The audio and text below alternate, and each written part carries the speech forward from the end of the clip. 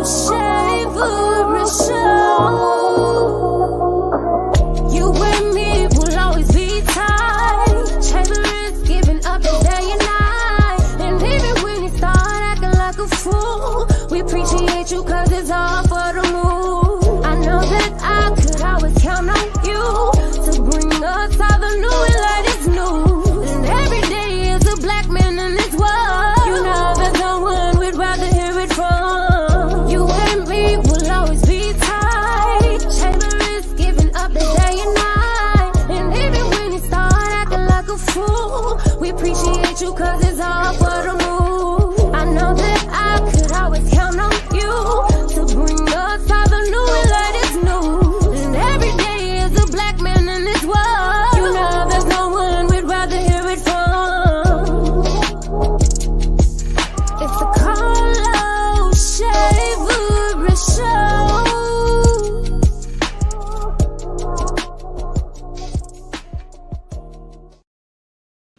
Yo, yo, yo, what is good? What is good, everybody? Welcome to season 2, episode 2 of the Carlos Chaverst Jr. Show. Murdaham, what's good? What's good, man? What's good? What's good? Not much, man.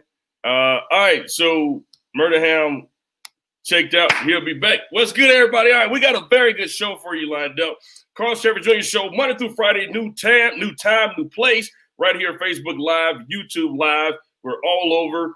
We're bringing the hottest news and information every single night in a new nightly show. We did a morning show in our first season, but season 2 is all about you at night. Tonight, everybody, we have County Commissioner Lashunda Scales, who is also a mayoral candidate for the city of Birmingham. So, special guest for tonight is current Birmingham, Jefferson County Commissioner Lashunda Scales. She also served 9 years on the Birmingham City Council. So we will have her on in the next 30 minutes or so that we can hear directly from her vision for Birmingham, why she's running. We will ask her questions. We will allow you all to ask questions. So please get your questions ready for Ms. Lashunda Scales. Murdaham, what's good, man? How your day been? You my day been cool, bro. You had a drive back to Atlanta. How was your drive back? Bro, it was all right. I stopped. I got some coffee before I left out this morning, and it's pretty good, man. How often do you drink coffee? I drink coffee. It depends. I'm a situational coffee drinker. I'm not like a everyday coffee drinker. It's like, well, how often do you drink coffee? You know? No, man. I drink coffee on the average maybe twice a week. It just depends. If it's cold outside, if I'm outside, if I have to get up and I got to move around, then I may stop and get some coffee or something like that. But it's more for, you know what I'm saying, the warmth than it is caffeine addiction. So yeah, but in some instances, you get what I'm saying, like coffee. It's more when I'm driving, I have to have something to do along the drive. So me drinking the coffee was kind of, you know what I'm saying, my activity for the ride that kept me up. Yeah. No, I feel it. Facebook community, what's good, everybody? Listen, let us know where you guys are watching from. We got people all over the world. Let us know where you guys are watching from. What city? Rep your city right now. Murdaham, we're going to take a quick commercial break. And then after this break, we'll be right back. We got a lot to discuss tonight, man. Tomorrow is the inauguration of Joe Biden. This is Donald Trump's last day as the president. Yo, I can't believe we're saying this. This is Donald Trump's last day as president. Who do you think he's going to pardon? You think he's going to pardon anybody? Or you think I think Joe Exotic is going to get pardoned. You know what? Man, no, because if they pardon Joe Exotic, man, then he got to pardon a whole bunch of other people, man. I can't just be, even though Joe is a whole situation himself. I get why they would, you know what I'm saying, pardon Joe Exotic, but yeah, man, it's a bunch of other people that got the Death Row CEO they need to let him out. Kodak Black need to go. You know what I'm saying? Free Kodak. I'm with that. I am free with Kodak, that. Man. I am with that. Yeah, free Kodak. I am with that 100%. I am with that. So we got people all over. They said Beham. Latanya said Springville, Alabama. Teresa said south side of Birmingham. Southtown. Catherine also Birmingham. Ebony Malika said they need to pardon C. Murder. Okay. Definitely need to pardon C. Murder. I'm definitely with that. So appreciate everybody letting us know where you guys are watching from. All right, so let's see. We got a couple more. Enterprise, Alabama. Now look, I'm with this one. I'm with this one right here, Murdaham. I'm with this one. Free Big Meat. Free Big Meat. Larry Hoover. I'm telling you. Work. Hallelujah. So Jesus can stop running around here fake claiming like he really BML, Free Big Meat, and we'll get all that straightened out. Yes. Free the real. Everybody, man, while y'all watching too, man, please like and share the post, man. Tag your friends, tell them to come in. You know what I'm saying? Expose one new person to the show today. Yeah, it's gonna be a dope show. Like you said, we got Lashunda Scales, mayoral candidate, man. Like we got a big show today. We got a very big show. She'll be on around the 7:30 hour Central Time, 8:30 Eastern Time. So just stick by for that. We got people as far as Tampa, Florida. So Tampa, tap in. So tap in. Appreciate that. All right, so we're going to take a very, very, very quick commercial break from one of our partners, and we will be right back. iHangTVs.com, Alabama's #1 HD TV and surround sound installation team, specializing in TV over brick wall fireplace installations. And yes, we hide the wires. We also install TVs on your patio with outdoor sound for great backyard fun. Call us and book your installation today. 1-877-I-HANG-TV. I hang TVs. And yes, we hang the wire. I hang TV. And you had the wire. That's it. I do it every time. It's like very catchy though. Like y'all can't sit up here and say that the I hang TVs ain't catchy. So Murdaham, yesterday we did the gas giveaway. We kind of talked about it a little bit. But there is, we partnered with a very group of good people, the Regenerate Society. Regenerate Society is a group of young college students, high school students. They made up of everybody that makes up a nonprofit organization that does great work with kind of whatever. They've been helping us our past 2 events. We've been able to to rely on another group of good young people to help us with this event, our Christmas giveaway last month. It was just a phenomenal experience. What are your thoughts on Regenerate, man? Man, it's like I said, man, it's hard to get people to come out when you giving back, or it's easy to get people to come out when you giving stuff away. Like when we do our giveaways, the line is down the street, everybody's there to receive, but nobody's ever willing to give back. Or some people, it's hard to get people to volunteer. So big shout out to the Regenerate Society, man, for even stepping in like that. Like, and they actually like volunteered, you know what I'm saying? Like true volunteers, like had everything in order. They was organized, they was humble, they was willing to work. They didn't second guess anything. We told them to do anything. They was ready to go. So big shout out to the Regenerate Society, man. Like I said, it's hard to get good people to want to genuinely help when we giving back, man. So yeah, it is. So shout out to them. We got a quick little clip that I want to play from an interview that they wanted to interview me after the event yesterday. And so I want to play a little clip from that and just how talented these fellas are. Like every time we do an event, they come around and kind of do a video recap so explaining what the event is. And so here's part of that video recap. So my name is Chaverst Jr, and I'm the Community Outreach Coordinator for the Regenerate Society. And we're out here with Mr. Carlos Chaverst Jr. Yeah. So tell us about today, like the event that we had today. So today was a celebration of life for the late Dr. Martin Luther King Jr. Who would have been 92 years old on last Friday. But today it is, it's always been a day of service.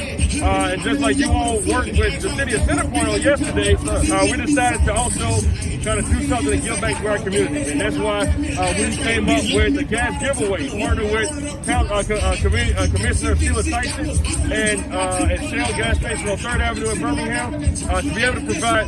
We probably serve. I mean, you guys saw it. We probably serviced almost 200, 300 people, if not more than that. You know, so like that's what the day was. It takes gas to do everything. It takes gas to go get tested for COVID. It takes gas to go get vaccinated for COVID. It takes gas to get your medicine. It takes gas to get your groceries. It takes gas to do everything. So today was about providing that essential service that all of us need. You know, we have cars, you know, so that's what today was about. Okay, well, we appreciate you for letting us come out here and volunteer, guys. Yeah, no, I love the partnership that we have with you all, man. Just being able to network with other young people that's also doing things to kind of show that, you know, there is a lot of us out here that's trying to make this place better. So I appreciate you all for what you guys are doing. No problem. Appreciate y'all. Appreciate it, man. All right, so that was Regenerate Society. They are a very group of talented young people in our communities that's doing things. Man, they helped the city of Centerpoint with their cleanup day. So they did a few things for Martin Luther King Jr. Day weekend on Sunday. They helped the city of Centerpoint host a citywide cleanup. So I thought that was very, very dope of Regenerate and their talents and everything that they have going on. So let's see. Jason asks, who y'all got on the mayor's race? So Murdaham, what are your thoughts? Do you know enough yet about the upcoming mayoral election to kind of make a determination on as to where you think your thoughts are going? I don't know enough. Like right now, I know that so far we have Ms. Scales running, and we obviously will have Sire Woodfin running to, you know what I'm saying, be reelected. I don't foresee Woodfin being reelected just because a lot of people aren't really feeling what he's been going on. I don't like Randall. You already know what the situation is with us. So, I mean, I'm hoping Lashunda wins. That's who I'm going for. Yeah. You know, I fuck with who fuck with me. So Lashunda, she on our side. So that's who I'm rolling with. Yeah, you know, and it's straight up, you know, it's straight up just like that. And so Birmingham, who are you guys thinking for mayor? Let's talk about that for a second before we bring Commissioner Scales on and actually talk to her about her plan, her vision for Birmingham. What are your thoughts? Like, what are you guys thinking? How do you guys think of this mayoral election? And so a lot of the things yesterday, this is what I saw.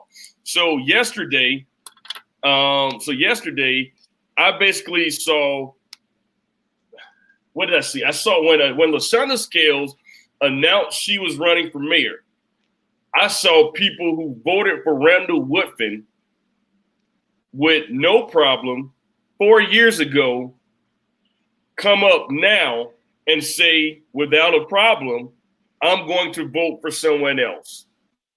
And the thing is, they already have their minds made up. Okay. So for people so I'm a political scientist. Okay. I study politics, study the science of it every day in and day out, you know, down to the T. That's the field, my field of study, that's the field I'm in every day. So when I see this, you know, and it's a science, all of it is a science. Okay. The science of people voting for Randall Woodfin 4 years ago, who were Randall supporters, who's safe to say they are Randall supporters because they voted for him. Well, then we have 4 years later, those same voters are now saying, well, I'm going to vote for someone else. Okay. That is a huge, huge, huge difference. Okay. That is very big. That's a very big difference. And that's something that we shouldn't take very lightly, you know, because and so let's see. All right. Pat said, I just hope it's not a whole basketball team running for mayor again. Keep the candidates down to 3 max. Well, you know, unfortunately, everybody thinks that they could become mayor. Okay. That's the first thing. Everybody in the world think that they can become mayor. Okay, people who I don't even know how these people. But so we can't stop people from running. Okay, we can't stop people from running. But now what I've been doing, so I do this political stuff. What I've been doing, I'm trying to encourage certain people from not running. So I've been on the phone, we kind of talking to people. I've been trying to encourage certain people to not run. But we can't stop anybody from running. Okay? So they want to run, they can. But only one person can win. So if you have 13 people, obviously only one person can win. You're gonna have 12 losers. All right. But the thing about it is it has to be about who could best organize people. And that's it. And in my honest opinion, right now, in the field that we have, I think it's Lashunda Scales. I think it is Lashunda Scales. So we will have her on the show. In the next 10, 20 minutes, Lashunda Scales will be on the show right here with us to kind of talk about her plan and her vision for Birmingham. Jeremy Hooper said, I wish you were running. I swear you'd have my vote. And you know, I think Murdaham, I think it was yesterday I told you at the gas giveaway. What did I tell you? I really believe I can win the mayoral candidate. And I said yesterday, I said, you know, I've been telling you that. I really think I can win. We've been trying to tell you that, or we've been trying to persuade you. You know what I'm saying? Like anybody, and I feel like everybody's hoping that the year they run is the year that you don't run, because nobody wants to lose to you, and everybody knows that it's a possibility. It's a large possibility that if we were to put a mayoral campaign together, that it's gonna be some mad niggas in Birmingham. Yes, that is true. But here's the thing. Let me break the news to you now. I'm not running this time. Okay, I'm not running this time. I'm not running this time. Now, what I will do is support a very strong candidate this time, and I will work 100% for a very strong candidate. That candidate could be Commissioner Scales. I would love to support her. We're going to hear from her tonight, hear what her vision is, and hear Doug. Come on now, Doug. Why you got to ask these questions now, Doug? Why you got to ask? I'm scared, Doug. I'm scared, Doug. Doug, why you have to ask these questions, Doug? Listen, let me tell you, Doug. Let me kick it to you straight, because this is the only way I know how to be. Okay? Why haven't I run for mayor? Take this out, Doug. First off, Birmingham is way too much. Okay? These folk do way too much over gas, over pictures with Santa Claus, over free toys. So they doing that now. Okay? Just imagine how people I like my sanity, Doug. I like my sanity, Doug. I like being able to walk away at any moment. At any moment I don't like what you're saying, I want to be able to walk away. As mayor, I can't do that. As mayor, I have to care about what you think. As mayor, I have to care about what you got to say. I don't care about what most people have to say most of the time, okay? Because most of the time, people don't be talking about nothing. So the best way for me to not get up there and have to, this ain't my time yet. And in layman's terms, Doug, the easy way to say it, the Lord ain't through working with me yet. The Lord ain't through working with me yet. Give a fuck enough yet. I gotta give a fuck enough to want to run for president, to run for mayor. No, yeah. See, the problem is I don't give a fuck. You have to give a fuck a little bit. That's what I said. You don't give a fuck enough to run for mayor right now. Yeah, that's right. And that's it. And it's simple as that. It's simple as that. I don't know any other way to put it, But I care enough for us to do free gas. I care enough for us, to be able to help people with their bill assistance. That's what I do care, So that's where I stand. But in 4 years, hopefully the Lord will be finished working on me, and we'll do. Who knows? But you got to look at these instances, though, because these are the reasons why people are always asking, is Carlos going to run for mayor? Because Randall's not doing the things that we're doing for the community. Randall's not touching the people that we touching. You know what I'm saying? And this is things that we doing out our own pocket. It's nothing that Randall couldn't do on a larger scale, a way larger scale.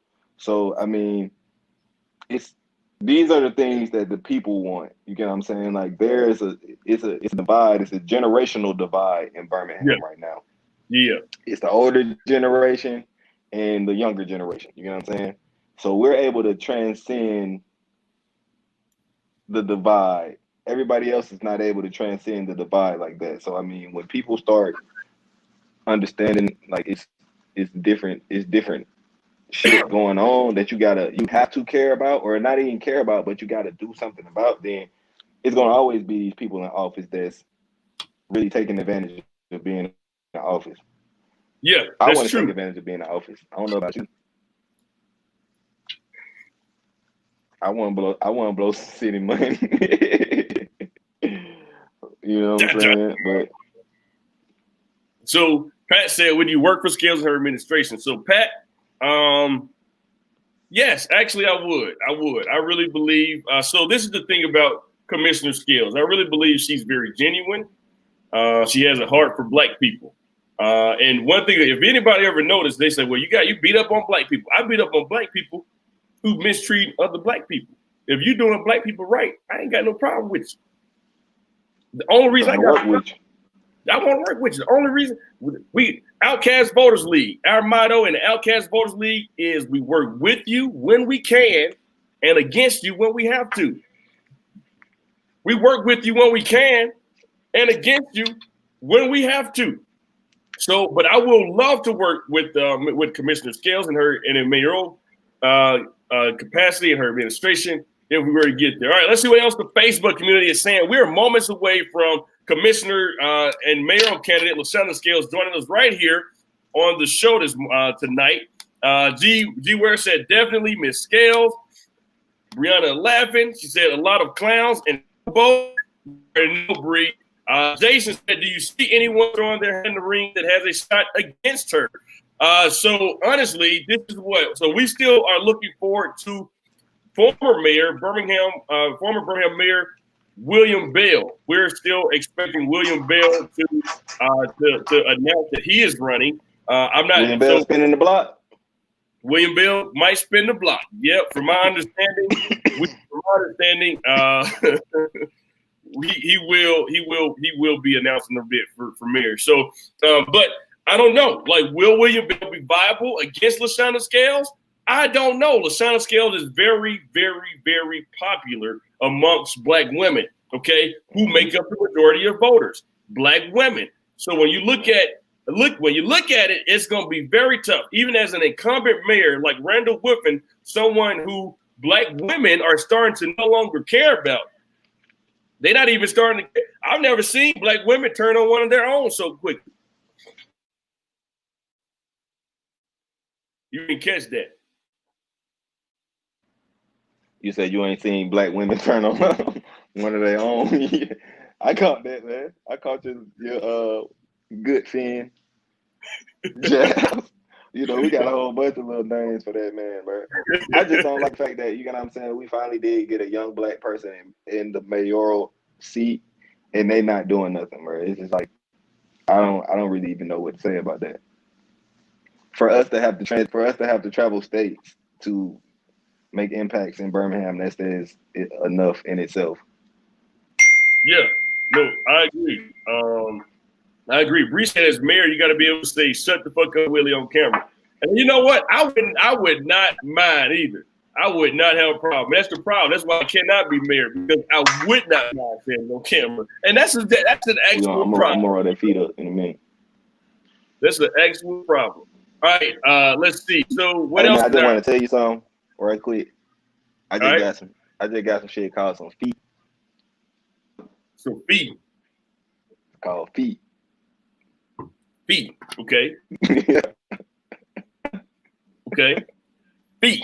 All right. Yeah. just marinate on that one for a minute. Okay. Like, you know what I'm saying? I sure will. All right. So let's see. What is our Facebook audience saying? So Melissa Jeremy says she respect. Samantha, Jeremy and Samantha Hoover says I respect that. Exactly, y'all out here. Randall ain't doing shit. Exactly how she put it. Let's see. Massa Davis said I would like to hear some plans on opening up these recreational centers. So, hey, I'm writing that down now. Thanks. We're going to ask Commissioner Scales about the recreational centers. That's a big one. Because we do need to. The city's profiting off of alcohol and everything else. Then they need to open up some of these other resources for the communities. The clubs are back open. The malls are back open. So there's no reason why the parks and the recreation center shouldn't be back open. That's asinine. But again, that's money that the city would have to pay to keep them things open. And you know what the city's doing with the money. So the budget probably gone. Oh, wow. Josh said, he said, man, I need your help, bro. He said, they just kicked me out of Blaze's basketball game. No, why did you get kicked out of Blaze's basketball game, Josh? Man, that's Josh, you went in sad. there acting a fool, was you? Josh, come on now, Josh. I know you went in there. Come on, Josh. Come on, Josh. I'll call you shortly. Let's see. Ms. Hurd says Scales is going to eat all the candidates up. Listen, ain't no better debater than Lashunda Scales. Okay, there is no better debater than Lashunda Scales. So look, we're gonna take a very quick commercial break, and we're gonna be back. But when we get back, we're gonna continue the conversation, and hopefully we'll be joined very soon by Commissioner and Mayoral candidate Lashunda Scales. So stand by, everybody, and check out something from one of our dope partners, the Royal Corner. Visit them. ET for whole life Marshall. I love you, Kimchi.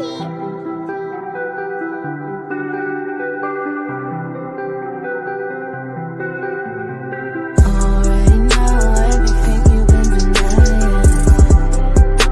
'Cause I know when you're lying. Already know everything you've been denying. 'Cause I know when you're lying. I know when you're lying. 'Cause I know when you're lying. Already know everything you've been denying. 'Cause I know when you're lying.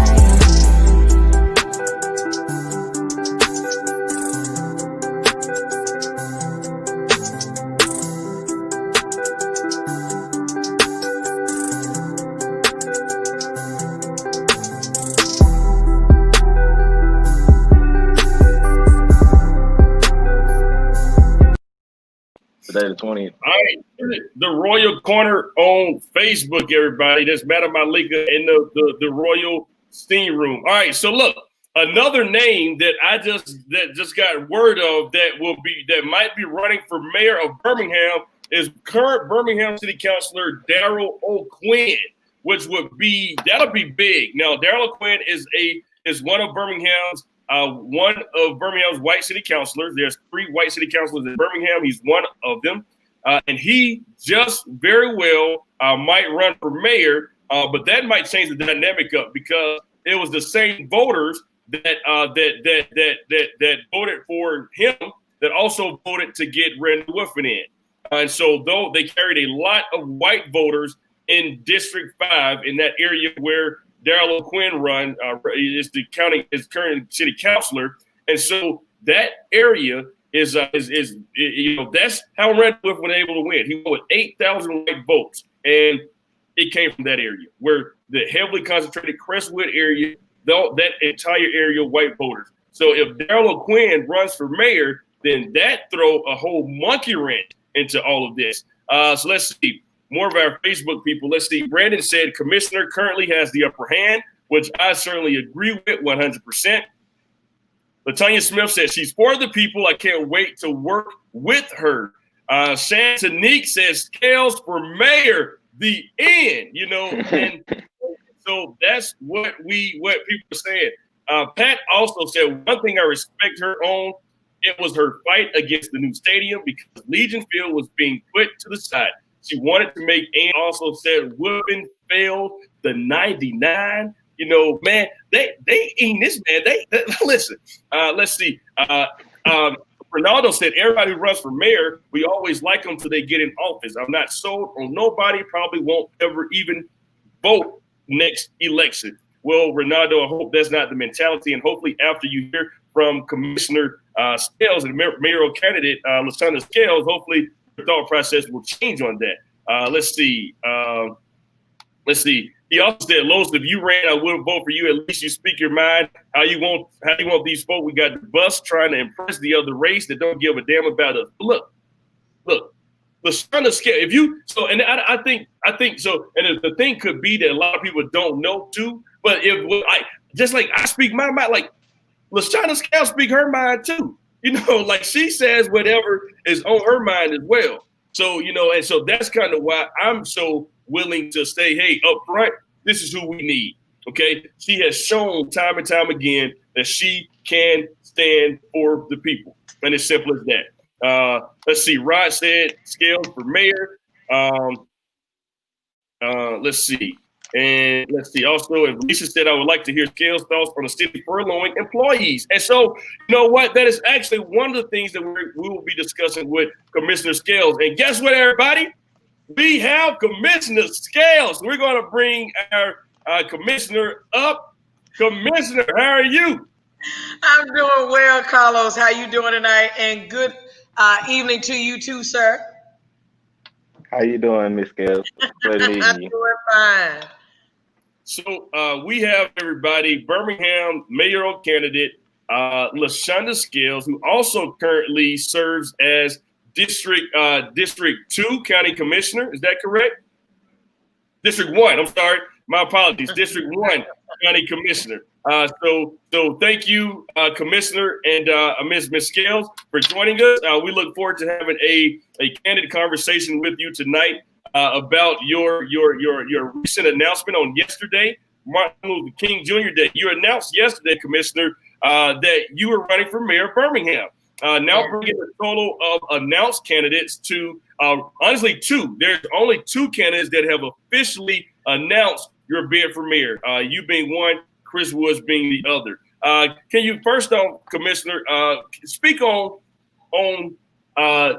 what led you to announce on Martin Luther King Jr. Day? Well, first, I'm so happy that you allowed me to come on this platform and to be my authentic self. That's the first thing.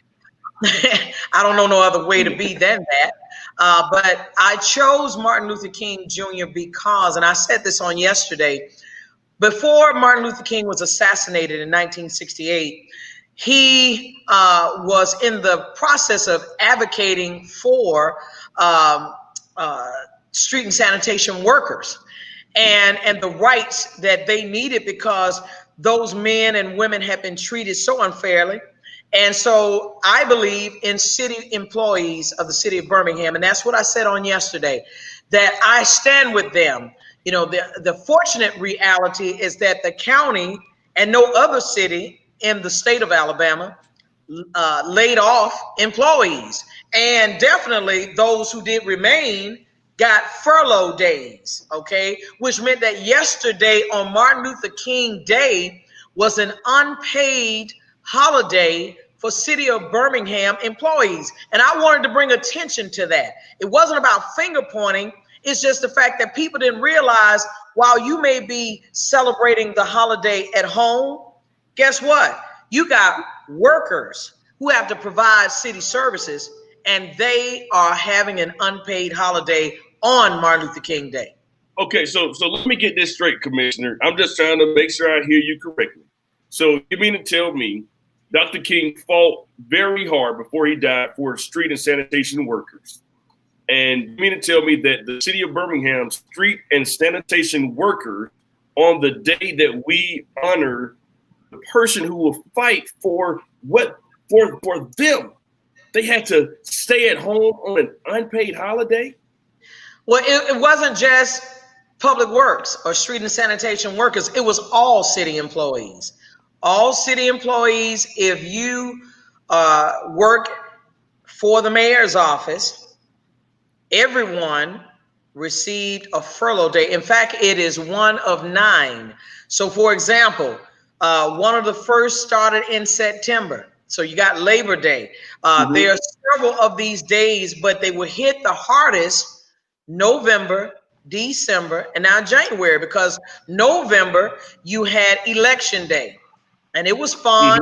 And it was spun around, and everybody said it was spun around and said that, hey, well, city of Birmingham is allowing people to go vote, da da da da da. Okay, well, truthfully, it was already a furlough day, and you have that information with you. So that was an unpaid holiday. You had Veterans Day, an unpaid holiday, and then you also had the Eve. I had to think about it. So it was a Thanksgiving Eve, I believe. It was that Thanksgiving Day that they were unpaid.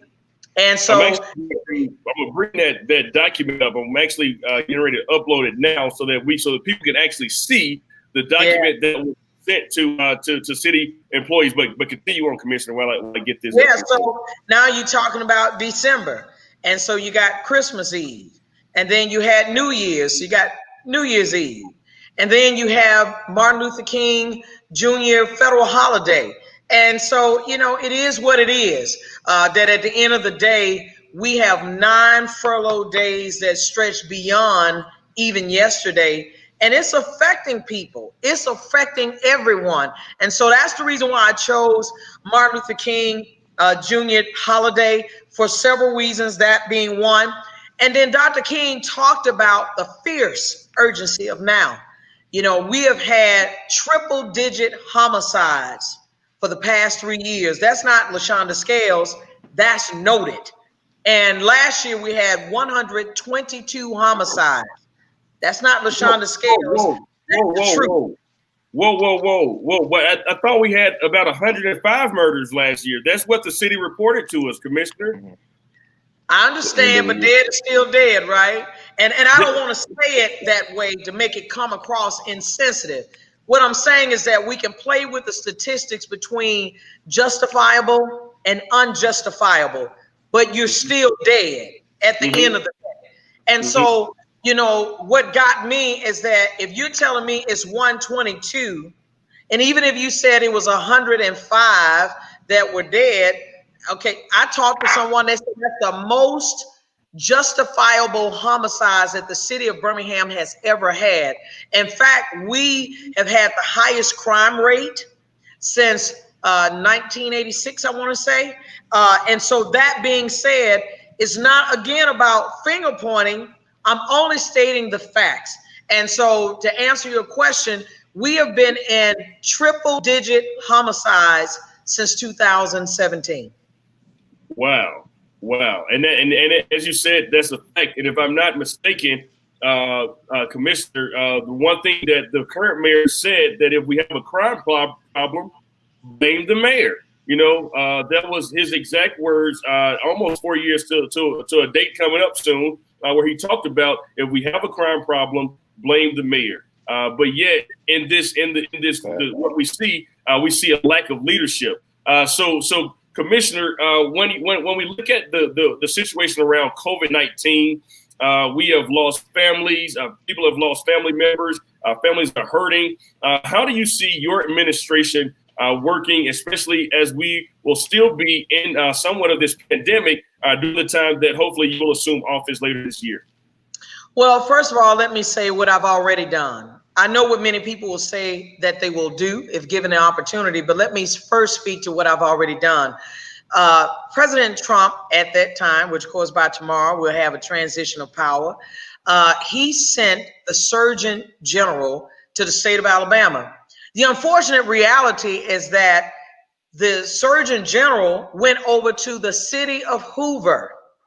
Birmingham is the largest city in the state of Alabama, and the Surgeon General goes to Hoover. So what I advocated for was zip code 35215, using the COVID statistics that have been provided by the state agency, which is Jefferson County Health Department, about our COVID numbers.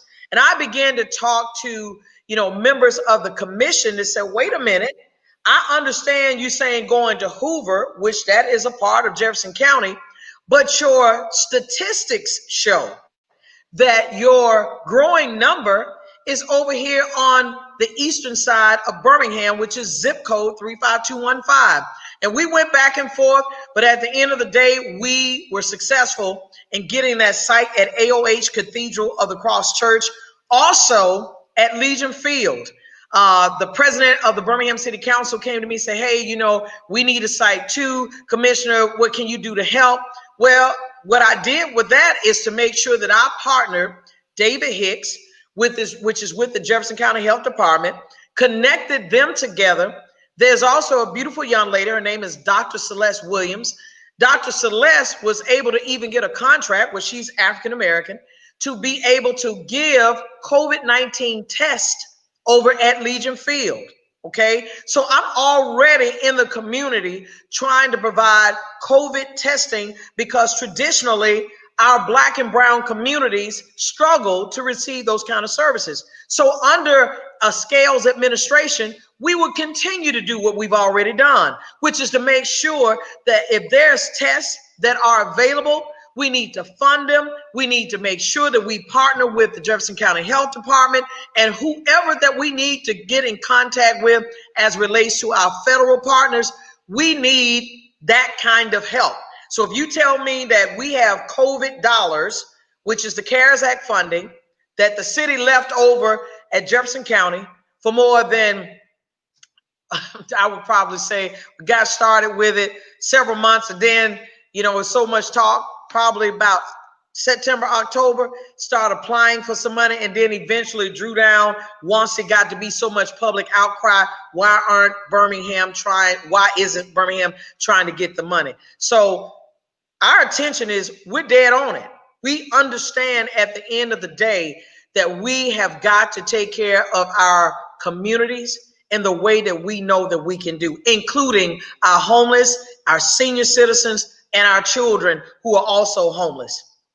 Yes, ma'am. And speaking of homelessness, without necessarily focusing on that particular topic, but more so on the poverty aspect, Birmingham has a poverty rate of about 31%, Commissioner. And you've served almost 10 years as a city councilor in Birmingham.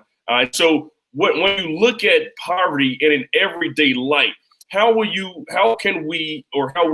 address adverse poverty and direct poverty in our communities? So let me say this, because I think people need to know this. I spoke in my video about the fact that I grew up as a poor girl. I tell people all the time, my mother and I was so poor we couldn't afford the OR. That's a reality, okay? Know what it is to be on Section 8. Know what it is to be on food stamps. And the way you attack poverty, you attack the system that keeps us in generational poverty. My mother got up and went to work every day, but she knew to accept the assistance provided as a hand up and not a hand out. So what we've got to do is to challenge the system that would allow us to remain in a cycle of poverty.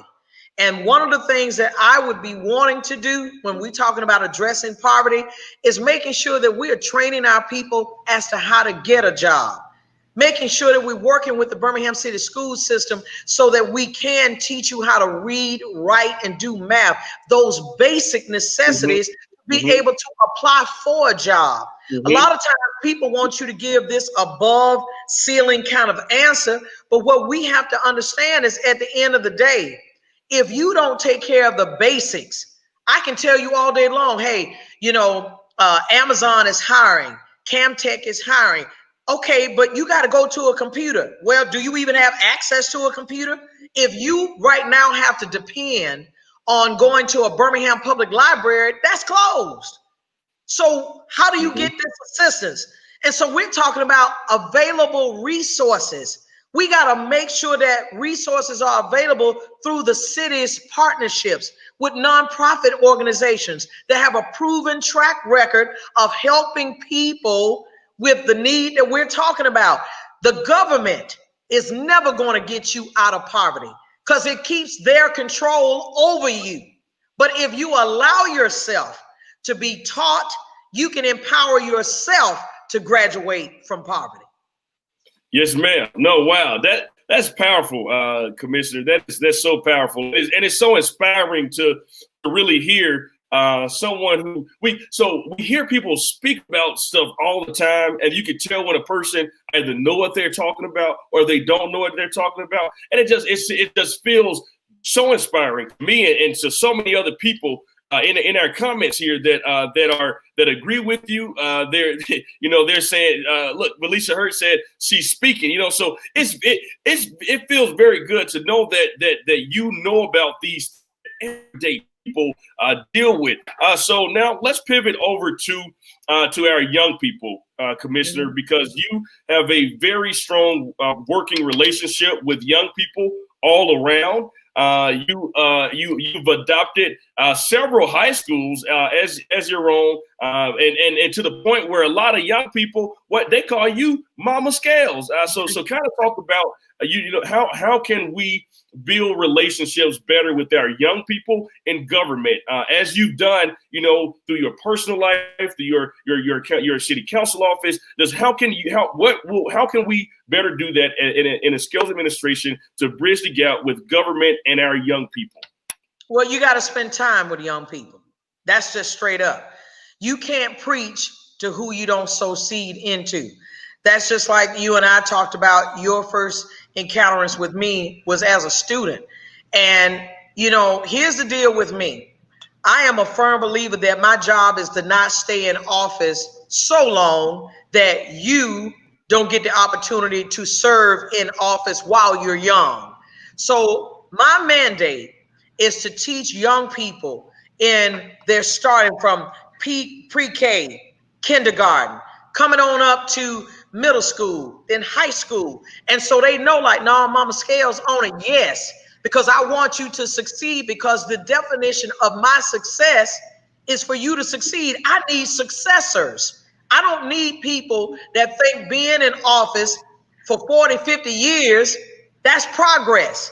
You are successful. No, we've got to get young people connected into city government and exposure.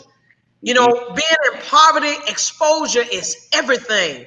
If you don't even know how to look at the difference between a salad fork and a dinner fork, and yet I'm telling you, let me send you to a Fortune 500 event, that's just photo opping. I haven't equipped you. You know what I mean? I've got to equip you. And I got to do it in such a loving way that I take you to the side and I say, okay, so here's how we do it. And let me teach you how to do this. Let me tell you, we don't wear big earrings. We got to make sure that our nails are a certain length. Okay, brothers, we got to make sure if you go in and you're going to wear your twist locks, got to make sure your scalp clean. Make sure your hair pulled back. I got to be able to help you to succeed. So mentorship to me is everything. If we don't mentor you, we're setting you up for failure. So my job is to do just what the Obamas did, and I love them for that to this day. They opened up the White House and they said, this is the people's house.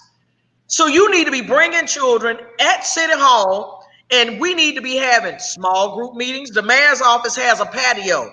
So while you out there trying to drink and do all that other stuff with people who really don't matter, why don't you bring these young people up there and say, let me give you a bird's eye view of what you can do. Not just telling me, oh, well, you can be the next president, you can be the next mayor. No, let me show you.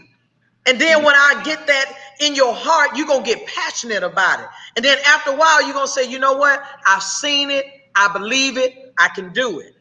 But we got to first do the first things first, and that's connect you.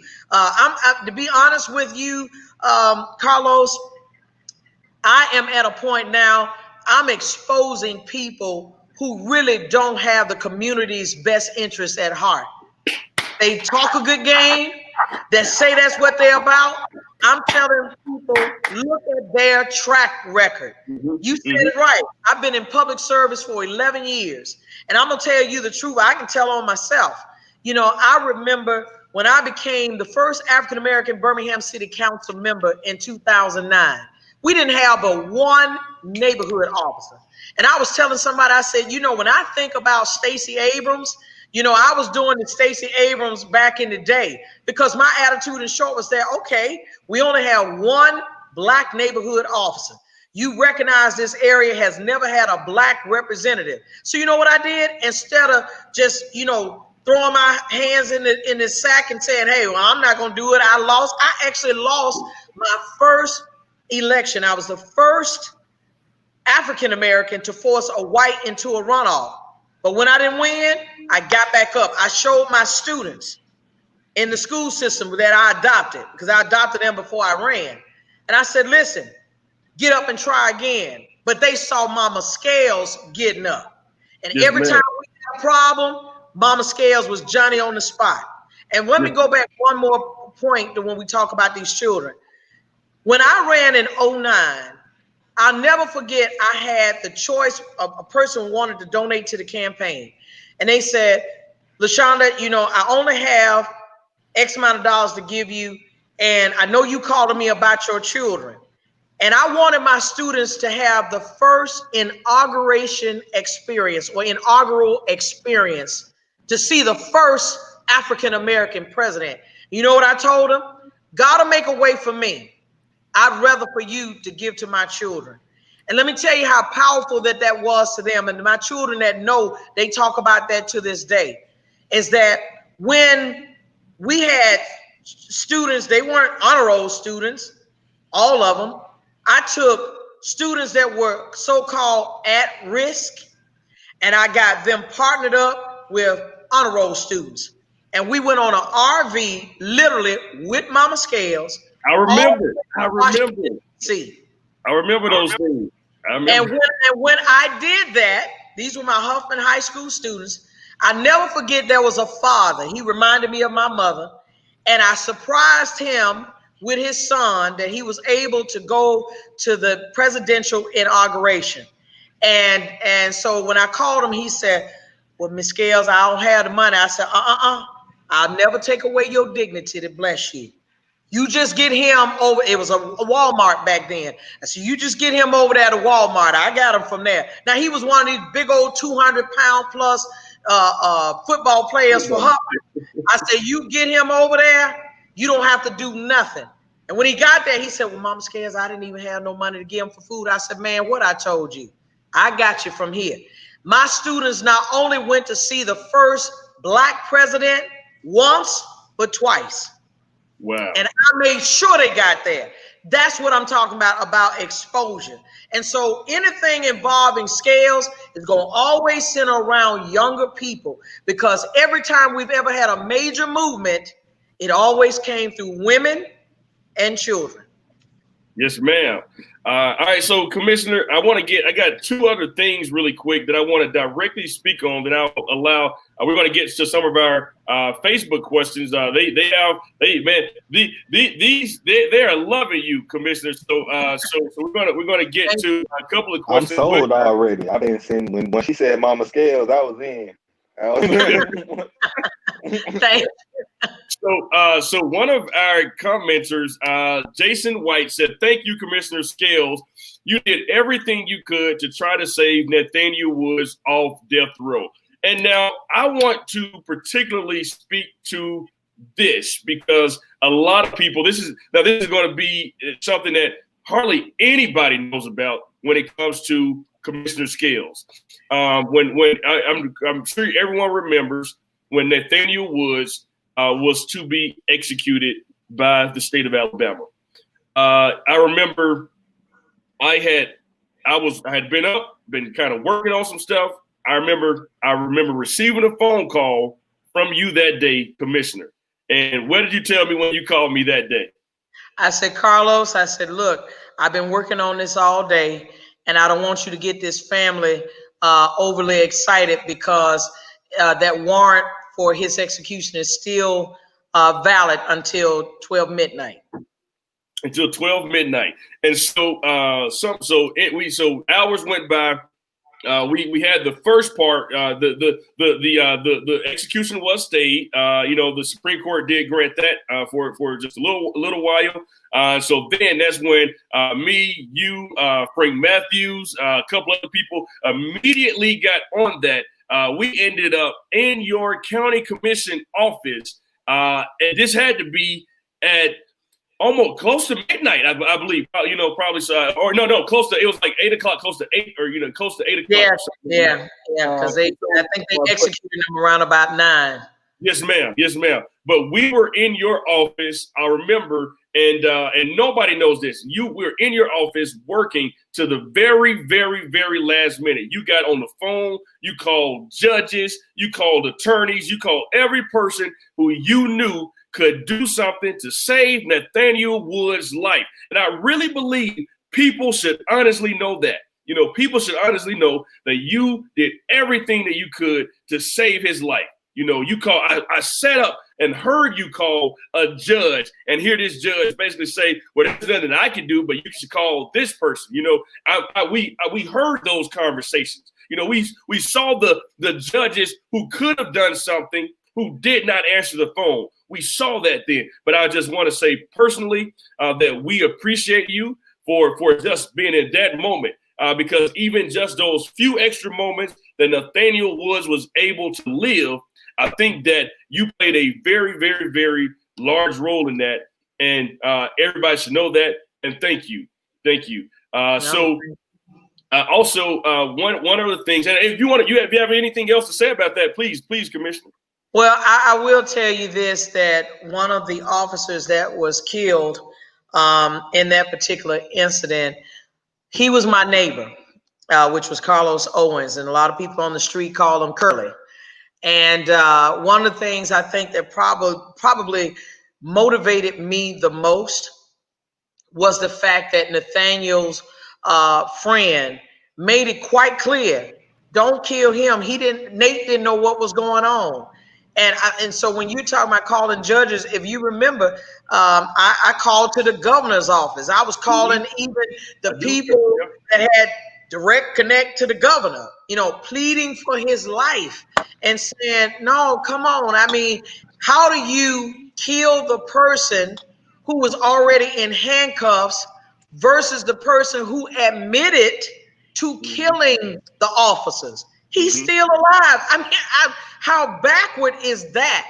And I think all of us, because I remember Frank got really upset, and I never forget the young lady that was in my office. She broke down and cried, and her thing was, you know what, Commissioner, that's why I don't want to move to Alabama. And you know, she knew I had been at it like all day, like just and first go like that was earlier that morning. Yeah. And I my whole thing is, at the end of the day, it's unfortunate, but it's a constant reminder of a system that was never designed for Black and brown people based on the 1901 Constitution for the state of Alabama for us to get beyond where we need to be. And it's shameful because a lot of people who talk that they're so for brown people, so for Black people, and then you look around and you say, where are you when we need you? Where were you when we needed you? And so, you know, that's why I said about calling out these folk, that they say that they're for Black and brown people when it's convenient and when it's time to get a vote. And it's unfortunate, but true. Yes, ma'am. So now, Ms. Scales, we're going to kind of get into a Q&A period with some of our Facebook viewers. They are loving you, and so we're going to get into it. So now we're going to go into Q&A with mayoral candidate Lashunda Scales. Everyone that's watching, please post your comments in the comment section below, and we'll take them from here. So first question that we have from Willie West, he asks, how will you address the gentrification going on in this city? Well, first of all, let me just share this with you. And Willie, that's an awesome question, because let me tell you how gentrification has really worked through the Black leadership here in Birmingham. The census was very important, and I use the word was, okay? Because at the end of the day, the census determines how these lines are drawn, because they're supposed to be drawn by law in terms of the number of people balancing out in each district that will then make up the one city. So we have 9 districts, 1 city. And so now it's going to be left up to the Birmingham City Council that once the federal government releases that census this year, they're going to have to redraw the district lines. I'm going to be very interested in knowing how those lines are going to be drawn, because I recall 10 years ago when I was on the city council, this was 2010, I will never forget some of the Black people who were trying to even route out as much as they could in my district and told me that District 2 should have a white representative. I'll never forget that.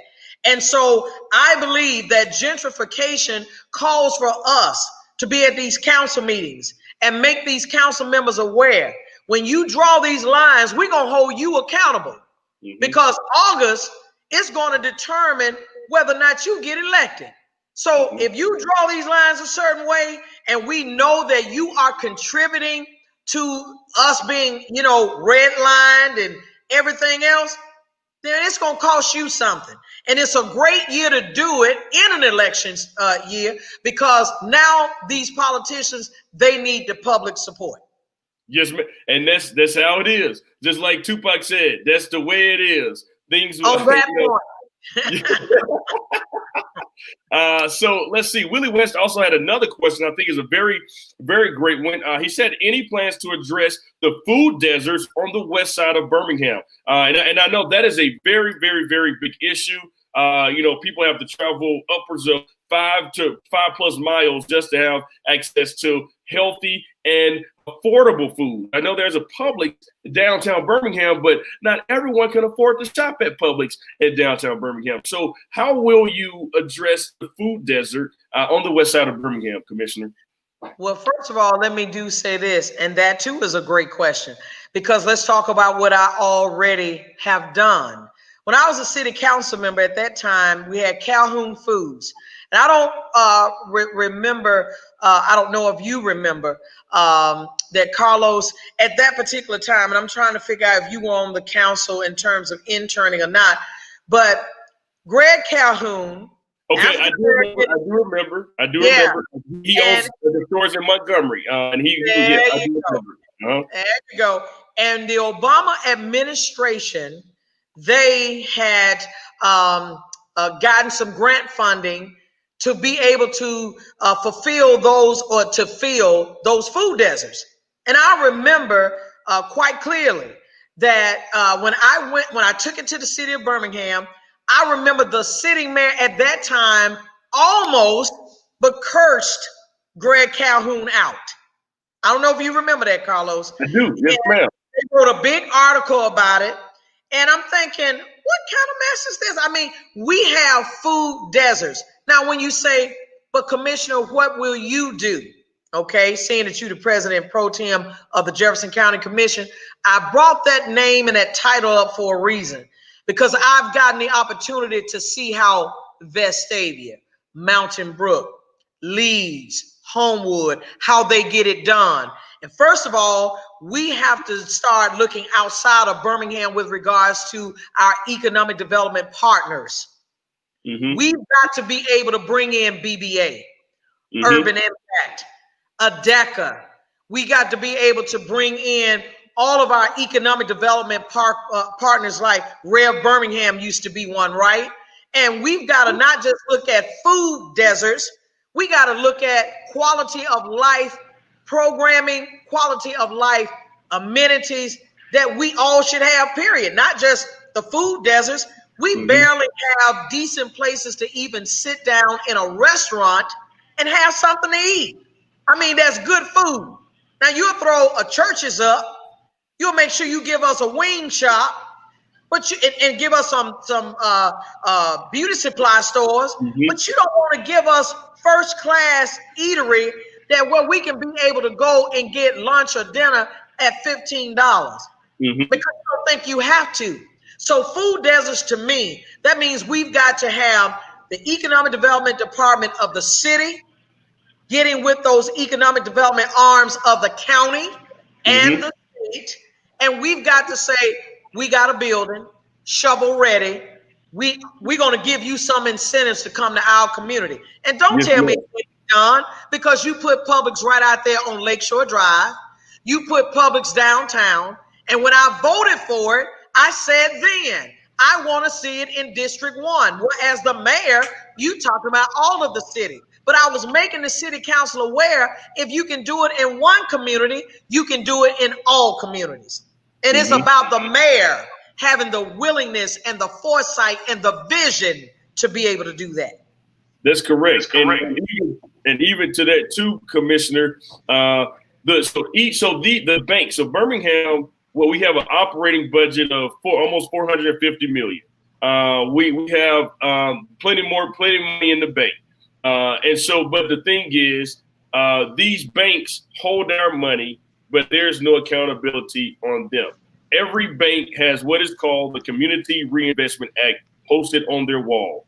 Every bank is supposed to invest in their community within a certain amount of miles within this area. Everybody that lives in this area come and put their money in this bank.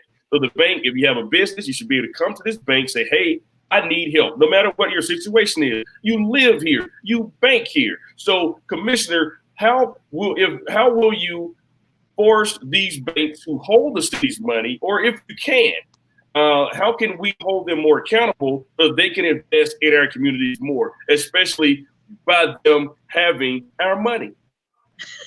Well, he who holds the gold makes what? The rule. Okay. So if you're holding our money, then who's the rule maker? They are. We are.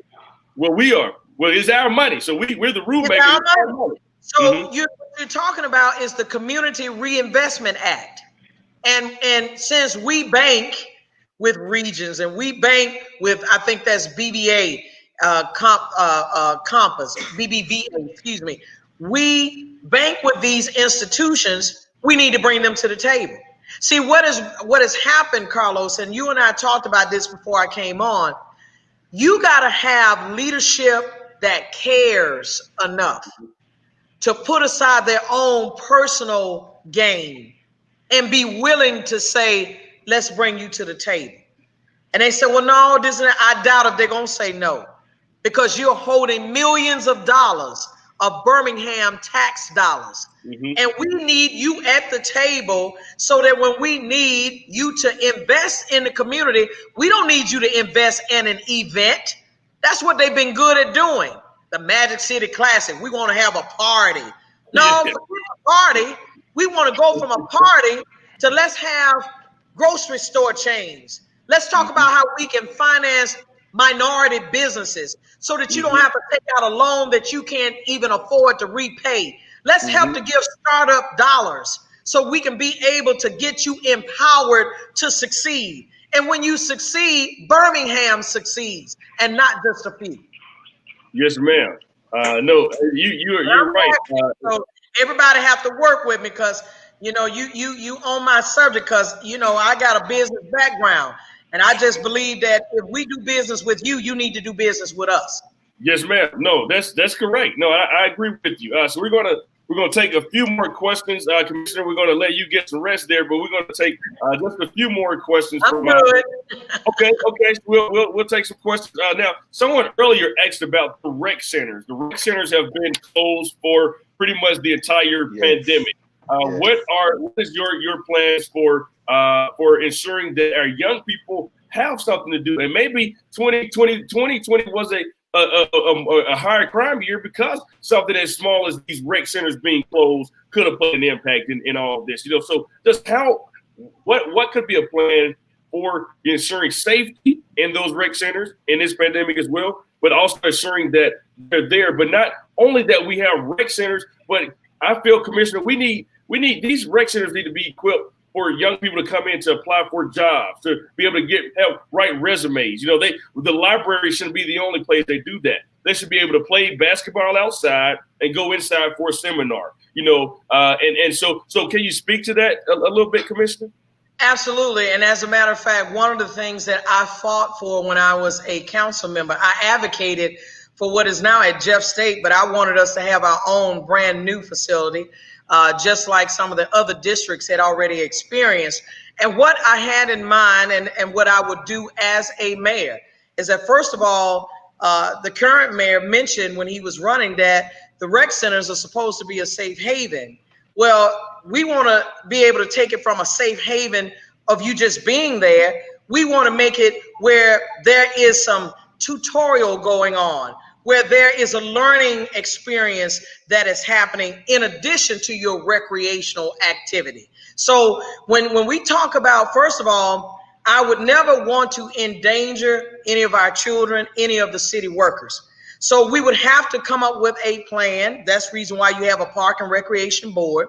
And we would get with those supervisors and directors who are over those particular facilities and allow them to develop their own tailor-made kind of COVID-19 platform that they say, okay, well, here's what we can do, Mayor.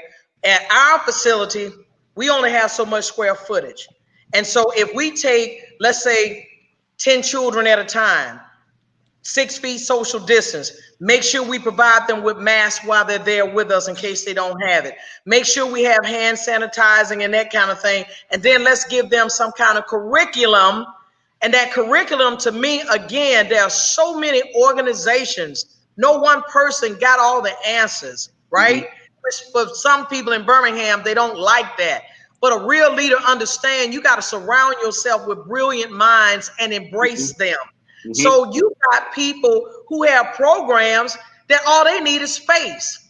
Mm-hmm. Well, if all you need is space and you got a proven track record of your character, you're going to do what you say you're going to do, and you are for real about it, then we got the space. If you got the curriculum, we got the space. Now we can take away the excuse, we don't have the money to pay the employees. No, not if Carlos has a program that we have seen to be successful with 5 children. So all he's doing is doubling the number, and he needs the space. But we look at the agenda that he's doing with these children, and we say, wow, that'll be good for our children. Listen, you need space. We need a curriculum. Our children need all of it. That's how you do it. And then when we talk about the closing of these facilities, I have yet, and I've been a council member, I know that the council, one of our jobs is to pass a balanced operational and capital budget. I have yet to see, okay, being that they passed the budget. We in $63 million worth of debt. Where is it on paper? Yeah. Where is it on paper? Nobody's been able to show me that. And as a matter of fact, I'm still waiting. If you go to the city's website right now, you will not see the 2021 adopted budget. Y'all hear me on that now, because I'm trying to coach you up. It's the difference between the proposed budget by the mayor and the adopted budget that the council agreed to with the mayor. So I was really alarmed when you say you are furloughing people, you're reducing people's hours in terms of their pay, rather, for those who are left remaining, and you got 9 holidays that you've taken away. You took away their merit pay. I understand there's a bill that's coming up in the legislature that even the city employee pension is being asked by the mayor to be reduced by 50 to 52%, from 75% to 52%. If that passes, how are you going to attract new workers to come to work for the city of Birmingham? And their pension is only at 52%. You're going to invest into a retirement system that basically is only going to pay you back by 52%. So, you know, this whole budget deal is the reason why I say I don't want to say, previous mayor before him said that we were $77 million in debt, and yet we didn't lay off anyone.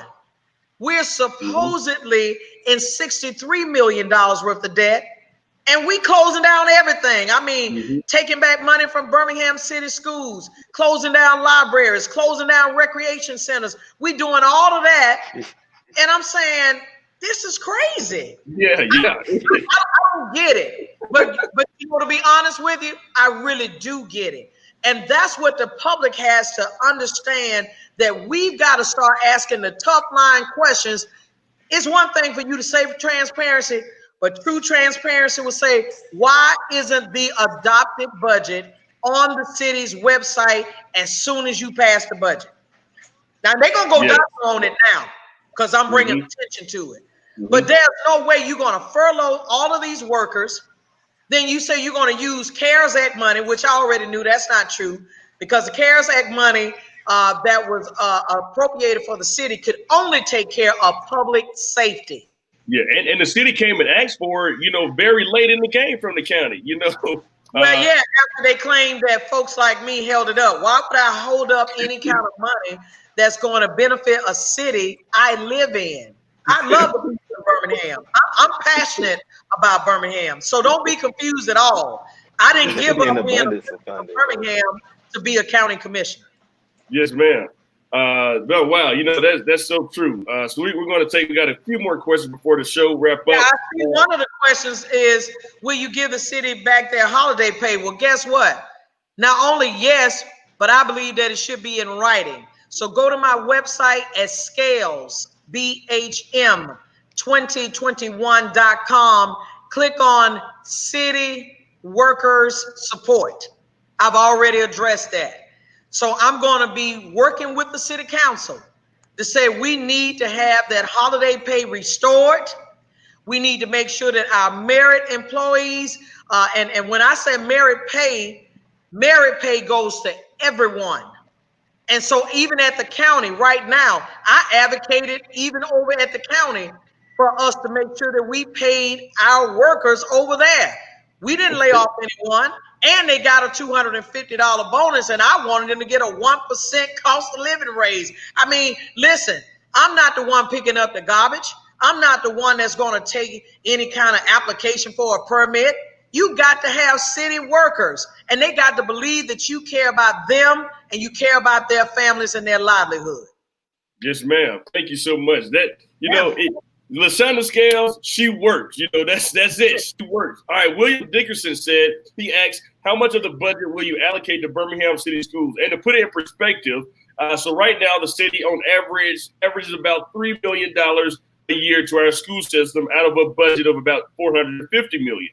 Right now, the city of Hoover operates on much less than half of what the city of Birmingham operates on. Really about a third of what the city of Birmingham operate on for the city of Hoover's budget, but yet the city of Hoover allocates no less than $10 million to their school system every single year. So basically they have a smaller budget, but they give a larger percentage of their budget to their local school system. How much of the budget will you allocate to Birmingham City Schools, or is the school system funding what it needs? Because it's always funding, because they currently have funding. But from the looks of it, they don't always do the best with the funding that they have. 70% of the funding that the school system operates on is salaries. That's the high dollar amount, 75%. So can you speak to that? If you will allocate more money, if so, what could we possibly see?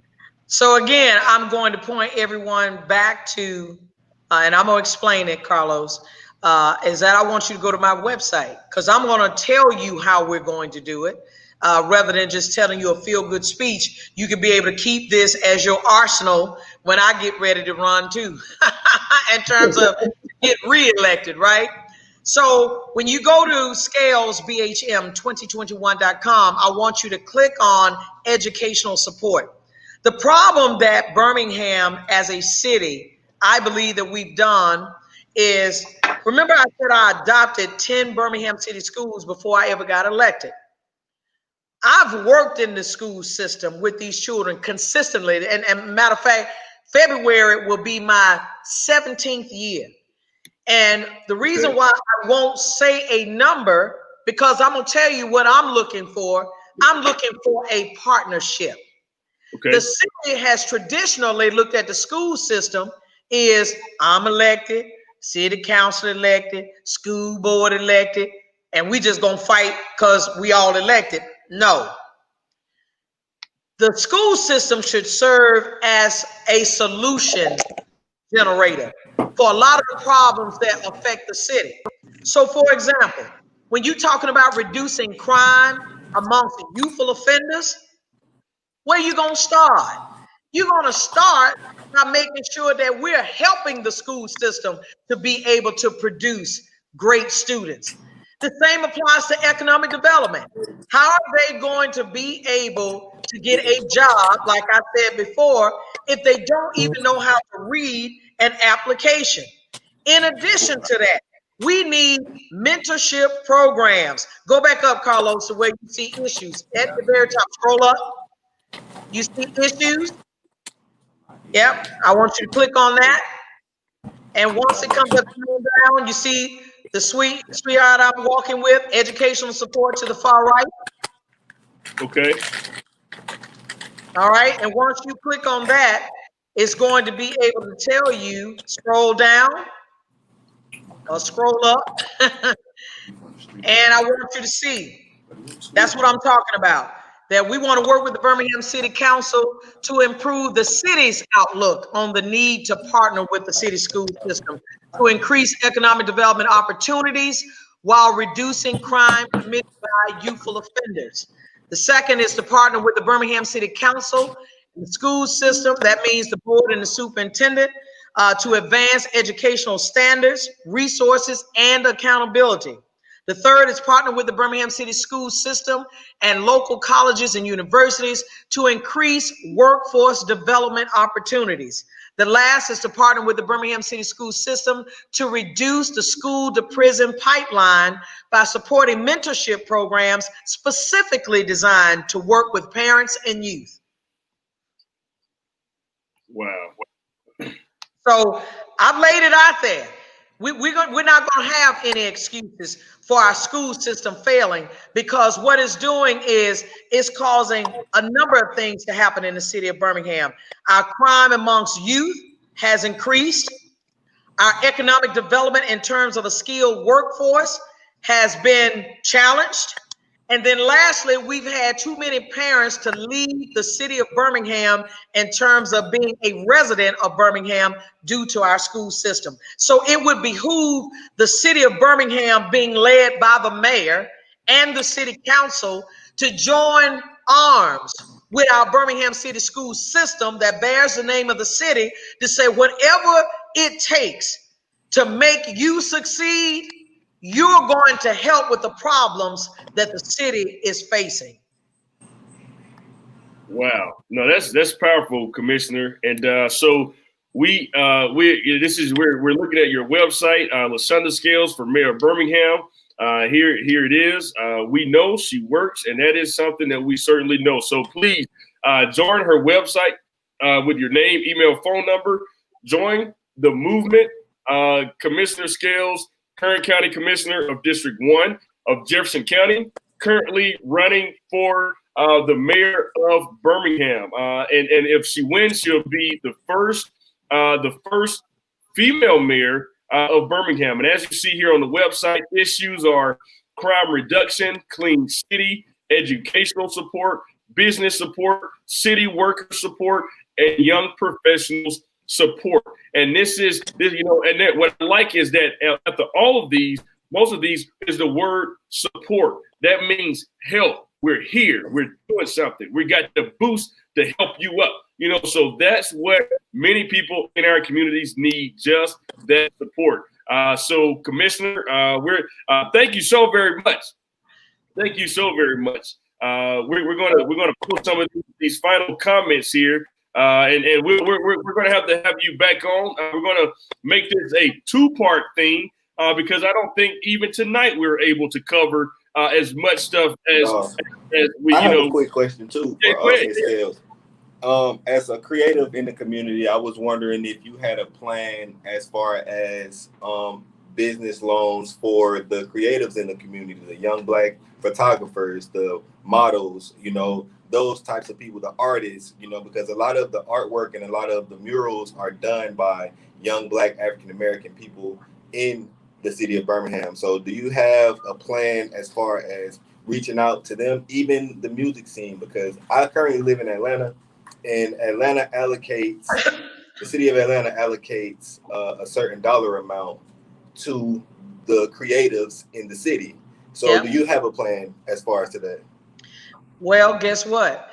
If you don't mind, Carlos, I want you to click on where it says Young Professionals Support. I think it's very good that we need to make sure that you know that I had things like that in mind, because I come out of the entertainment industry. My father has promoted from Michael Jackson to MC Hammer, Whitney Houston, and the like. And so I understand the need, especially being that I'm in marketing, and scroll all the way up. And I want the best concerts in town now. Don't let So when you ask that question, here's where I want you to go. You see, go start from the bottom, Carlos, and go back up. All right, you see, no, the second to the last bullet, and it says, work with the Birmingham City Council to enhance the city's scenic attractions and cultural arts. You understand? Yes, ma'am. That is important to me, because my last photo was taken by one of my students. You may not know him, I'm not sure, but he's in California right now. His name is Tej, T-E-E-J. And Tej shot my photos. I'm a strong supporter of the arts. Rachel Lockhart, which is one of my sweethearts, was accepted to the Juilliard, and I helped even with her, because I know that creatively that is what has run off so many young people away from Birmingham. It's the fact that you feel that there is no place for cultural arts. There is no place for us to be able to express ourselves. Yet at one time, the city of Birmingham once gave into those kind of plans for the city. And we've got to reinstitute that, because that goes back to what I was saying. And I'm seeing what they're saying about what's your plan for Legion Field. And I'm going to get to that too, because let me just say this. A part of our ability to be able to have entertainment here, and that goes for cultural arts too, and for anything that relates to scenic, and that's why I use that term, scenic attractions, it's going to require us to address the things that young people view as important in this area. And so I'm one that, Carlos knows this, we do the Magic City Classic Tailgate Festival every year. So I'm not playing with it. So when I say that young people and you having the ability to express your talents, I have people who have already done artwork for me even since I've been an elected official, because I know the value. See, I know that you have a place, and it shouldn't be because of the fact that you're next door in Atlanta, another civil rights town, but you can come right to Birmingham, Alabama, and you can sculpt, you can draw freelance artistry, you can be able to take photos, and it show up where? In the Birmingham International Airport. It shouldn't be that we have to go and pay an artist when we have people who are more than capable, and they can showcase their talent in places that are notable and noteworthy, rather than just saying, hey, I'm gonna put it in my office, I got you. No, you don't have it. I need my art to show up in a place like the art museum, right?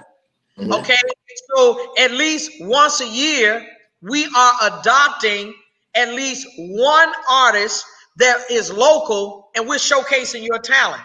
And then we can use the Birmingham Museum of Art to even be able to host nothing but live art. You can have creative artistry, you can have paintings, you can do whatever right there in a facility that the city already owns. You understand? It's just a matter of us working to be able to do that.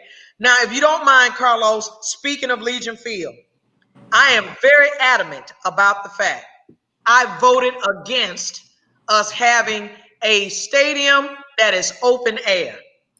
I am for progress. What I'm not for is building two of the same, knowing that you will be a slumlord to property that you already own, which is Legion Field, that you manage, you control the parking.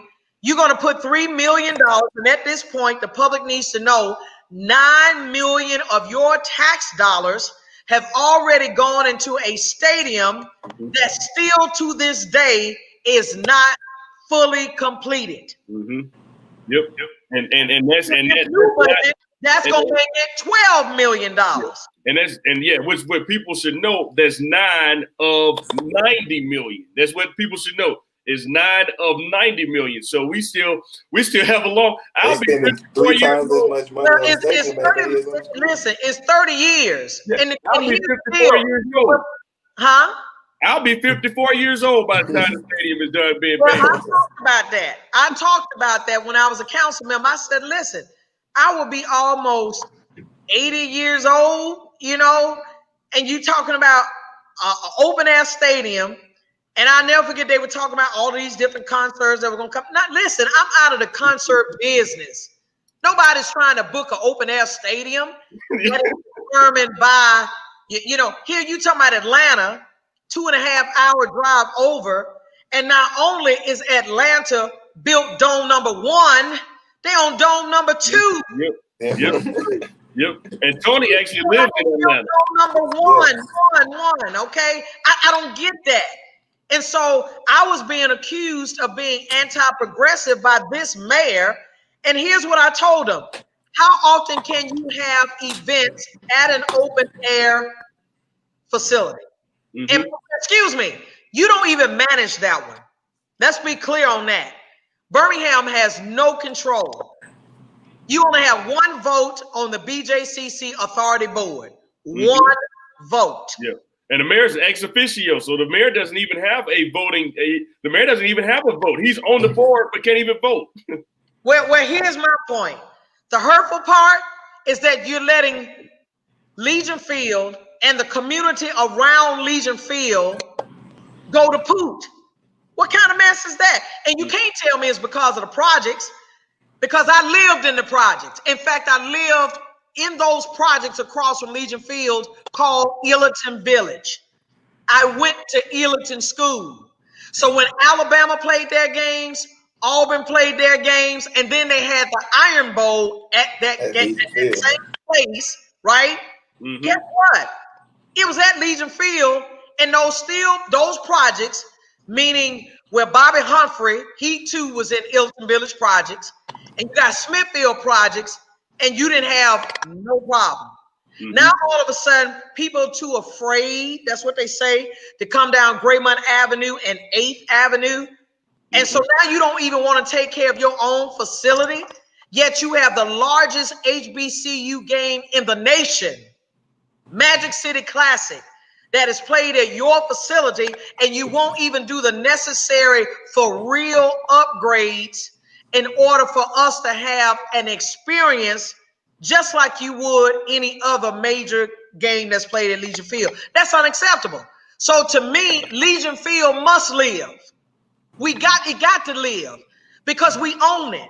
And every facility that we own, we should strive to make sure that we are not bringing blight to the local community. Yes, ma'am. Well, Commissioner, unfortunately, that our time has come to an end for tonight. We have appreciated you. But you know what? I want to go ahead and let everyone know we want to turn this into a 2-part series. So we want next week, whenever your time permits, we want to bring you back on. There's a lot of stuff we did not cover. We didn't cover minority participation. We didn't cover, Black people having access to these contracts that's coming through here. Yes. Birmingham has a GDP of $500 million. Okay, $500 million flow through Birmingham every single year, but yet Black people can't get a fair share of that, of that dollar amount. So next week we want to dive more into that, Commissioner, and more into your plans just for in our communities, getting these houses torn down. What's the plan for that? And also, what we could do with our police force and bridging the gap with our community and the police department, and what's your overall plans for policing? Next week, we want to know what's your thoughts on a citizens review board. If that's something that you're open to. So those. Carlos, you talking about my platform, man. When they go to that website, we got all that good stuff that you just talked about. That community review board, that's on there. Yes. Okay. Well, look, everybody, please visit www.scalesbhm. Scales BHM 2021. lashunda.com, and it'll take you right to their website where you'll learn more about Lashunda Scales and her vision for Birmingham. It has been fun. I think people were really able to have a genuine conversation. This wasn't something, just a quick thing on the news that you would catch, but an actual conversation. And that's all. This is all people want to hear. They just want to hear from somebody. They just want to, hear what you got to say. And so I think tonight you were able to provide people with clarity, great detail, exactly what you want to do for this community. So thank you so very much, Commissioner. And next week, let's do it again and have another conversation so we can dive more into what's going on. Any final words for everyone else that's watching tonight, Commissioner? Well, first of all, let me say this to you. I so much appreciate you for bringing me on, and for our other brother that's on here. I appreciate you for asking me those questions, especially being that Maynard Jackson and Barack Obama are two of my people that I really, really, when you talk about game changers, that's what the Scales administration is all about. We are not about punching folks and being and pointing the fingers at folk. We have a vision. We've made it plain. Go to Scales, BHM2021.com. We're talking about economic development, educational support, young professional support, clean city, right? And we're talking about those things that matters most to you. And let me say this, because Carlos knows this about me. I would never offer myself if I couldn't give all of myself to you. So I want to thank everyone and know she cares, but she works. Yes, ma'am. Absolutely. And we talked about that too. I remember when I was running for city council, and asking you about, where are you going? And at that point, you were saying, well, wherever the Lord leads, if the Lord tell me to run, I'll run. And this was almost 2 years ago. So, yeah. I'm glad the Lord spoke to you, Commissioner. And, he had to. So people, they are behind you. So thank you so very much. Thank you, everybody, for watching. Murdaham, you have any final words? Man, the same thing as always, man. Be blessed, be prosperous, man, and be you. Much love to Mama Scales for coming on and schooling us and putting everybody ahead of the curve, man. She sounds like she got a lot of dope stuff going on, man. I appreciate that. I'm a product of Birmingham, Alabama myself. I'm a product of both Carver and Ramsey High School. I just currently live in Atlanta now, so yes, I'm excited to hear these ideas you have for the creatives, because that's one thing that I've been trying to do as living in Atlanta and just moving back and forth, just trying to instill some of the things that I've seen in Atlanta into the culture in Birmingham. So yeah, I'm looking forward to next week's conversation. All right. Thank you so very much. All right, everybody. We are out. Have a good night. Carlos Chaverst Jr. show will be right back here tomorrow, same time. We'll have Commissioner Scales next week. Peace out, everybody.